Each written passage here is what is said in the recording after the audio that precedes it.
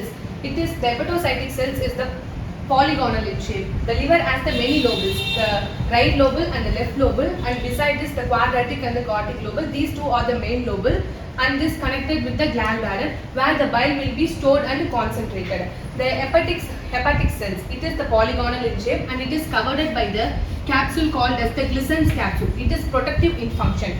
The hepatic cells will be arranged as the plate-like structure called as the hepatic cords.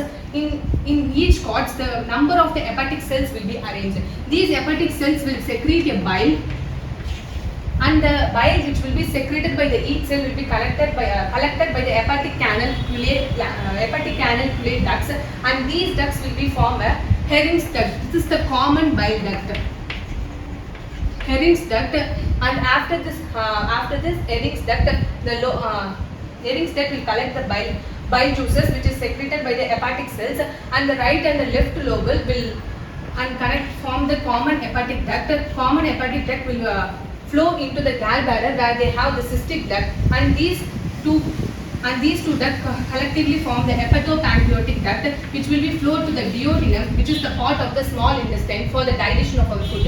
This bile is mainly ineffective in the digestion of our food materials, especially in the fat, emulsification of the fat. It is the main function of the bile juices. The Hering's duct, besides the Hering's duct, there is the Kupffer cells. It is the main immune cells which is presented in the liver or liver, and the Kupffer cell will engulf the pathogen that is coming through the hepatocytic cells. In hepatocytic cells on the liver, the blood will come from the arteries and the veins, from the small intestine and from the heart. If the blood containing the bacteria or any other pathogen will be engulfed by the Kupffer cells, and this will detoxify the bacteria or any other microorganism in our body. The functions of the liver. If the glucose is supplied to all the part of our body, the excess glucose which is not needed to any other organ will be converted into the glycogen. Glucose is converted into the glycogen by the process called as the gluconeogenesis. When we are in the fasting condition or when we are doing the extreme things, our body will be in the need of glucose. These glycogen will be again broken down into the glucose by the gluconeolysis process. These glycogen will be again broken down into the glucose. Then the fats. Fats normally will be broken down in the small intestine as the fatty acid and glycerol. These fatty acids and glycerol will be stored again as the fat. The excess fat which is not needed to our body will be stored in the liver as the fat only, but in the small intestine it will be as the fatty acids and liver.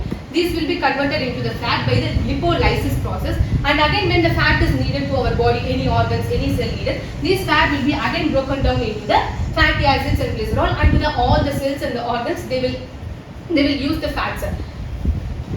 The same like proteins. The protein is also stored in the excess protein will also stored in the liver condition.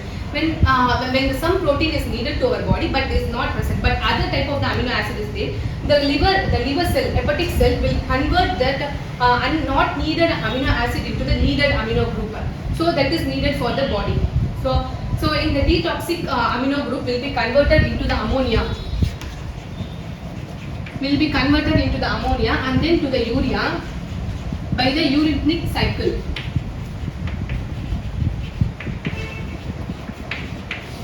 This urea will be excreted out to the kidney. The unwanted amino acid which is presented in our body. The amino acid is very harmful to our body. It should not be present in our body. These amino acids will be broken down to the urea and then will be excreted out by the kidney. The liver diseases. The most common liver disease is the fatty liver. Most of the fatty liver is due to the accumulation of the fat, but the normal 10% will be the fat. Always the liver will be consist of 10% of fat. If there any increases in this concentration, the condition is called as the fatty liver. There are two types of the fatty liver condition: non-alcoholic and alcoholic. In non-alcoholic, it will be due to the obese or cholesterol. In some other condition, the fatty liver will be.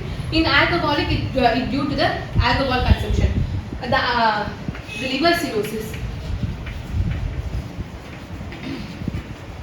The liver cirrhosis is mainly the scarring of the hepatic cells. The hepatic cells will be scarred. There will be no cells. The cell will become scarred and the dot-like structure will be appear in the liver condition. In this type of the liver function will be so much decreased, and the bilirubin enzymes and the juices will not be get properly secreted. This condition is called as the liver cirrhosis condition. And all we know is the hepatitis disease, which is caused by the virus. Mainly it is caused by the virus. There are hepatitis A, B, C, D and E condition. The hepatitis D is the very serious condition, and it is caused when the hepatic B, the patient when affected by hepatic B, that patient only get affected by hepatic D diseases. In hepatic D disease, so its main symptoms will be inflammation. The liver get inflated, or the bile duct will get affected. Bile duct will be interrupted. The bile juices will not get flow through the gallbladder. So there will be accumulation of the bile juices. It will lead to the jaundice. The bile juice, when there is the accumulation of the bile juice, there will be a condition called as the jaundice. In this, the skin, eyes or and the blue or yellow in color. The other condition is gallstones. When the bile duct which is entering into the when the bile juices that is entering into the gallbladder, it is concentrated there and stored there. If there is the unwanted stones will be created in the gallbladder, which is lead to the gallbladder, it is mainly due to the bile juices which is get filtered in it, and the bile juices will form as a cholesterol content, and the stones will be formed in the gallbladder. It is not at all a problem unless it breaks the bile duct. If it is called as the Wilson's disease.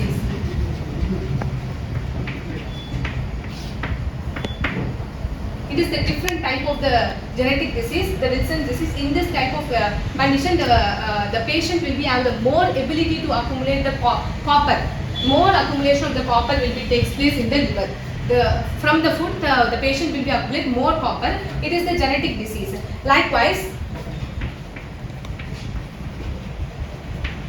hemochromatosis disease. In this condition, the patient will be accumulate more of the iron content from the food. Accumulate more of the iron content from the food. These two are the genetic diseases which will be commonly caused through the genetic inheritance. The liver, commonly the liver is like a factory. It can store food, it can manufacture, and it can also process. It can store the glycogen, as we know. It can manufacture the clotting factors. The blood clotting factors will be manufactured in the liver, and in the early stages of a born, there will be no bones for the baby. So the RBC, the red blood cells, will be produced only by the liver in such condition. So in baby condition, the red blood cells will be produced only in the liver. So it also manufactures the clotting factors, bile juices, etc. And processing. It will process the all blood. It will purify the blood, and also the unwanted amino acids will be broken down into urea, and they are get released in it. It also have the great property of the regeneration, that is 3 to 4 weeks. Each cells will regenerate every 3 to 4 weeks. So it is like a fresh condition. Always it is the fresh, and 3 to 4 weeks it gets regenerated. So it is the very important organ in our body. We also protect the organ.